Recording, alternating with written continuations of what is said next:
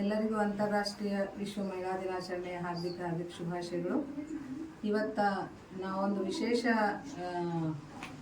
ಏನಾದರೂ ಈ ಮಹಿಳಾ ದಿನಾಚರಣೆಯನ್ನು ಮಾಡ್ಬೇಕಂತ ತಿಳ್ಕೊಂಡಾಗ ಇವತ್ತು ಆಶ್ರಯ ಫೌಂಡೇಶನ್ ವಿಸಿಟ್ ಮಾಡಿದ್ದೀವಿ.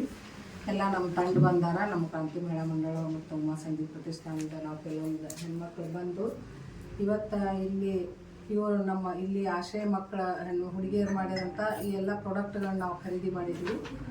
ಅಲ್ಲದ ಈಗ ಆಶ್ರಯ ಮಕ್ಕಳಿಗಾಗಿ ಒಂದು ಹಾಸ್ಟೆಲನ್ನು ನಿರ್ಮಾಣ ಮಾಡಿದ್ದಾರೆ.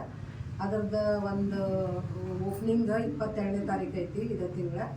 ಅದಕ್ಕಾಗಿ ಅಲ್ಲಿ ಬಂದವರಿಗೆಲ್ಲ ಅನ್ನ ಪ್ರಸಾದ ಮಾಡಬೇಕನ್ನೋ ಒಂದು ಉದ್ದೇಶದಿಂದ ನಾವು ಇವತ್ತು ಆಶ್ರಯ ಫೌಂಡೇಶನ್ಗೆ ನಮ್ಮ ಕೈಲಾದಷ್ಟು ಸಹಾಯವನ್ನು ಮಾಡಿ ಇವತ್ತು ಚೆಕ್ ವಿತರಣೆಯನ್ನು ಕೂಡ ಮಾಡಿದ್ದೀವಿ.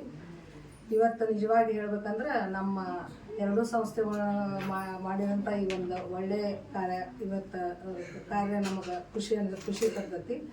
ಅದಕ್ಕಾಗಿ ಎಲ್ಲರೂ ಈ ಆಶ್ರಯ ಫೌಂಡೇಶನ್ಗೆ ವಿಸಿಟ್ ಮಾಡಿರಿ, ಈ ಮಕ್ಕಳು ಮಾಡಿದಂಥ ಪ್ರಾಡಕ್ಟನ್ನು ಖರೀದಿ ಮಾಡಿರಿ. ಅಲ್ಲದ ಇನ್ನೂ ಆ ಕಟ್ಟಡದ ಕೆಲವೊಂದು ಕಾರ್ಯಗಳು ನಿಂತಾವೆ.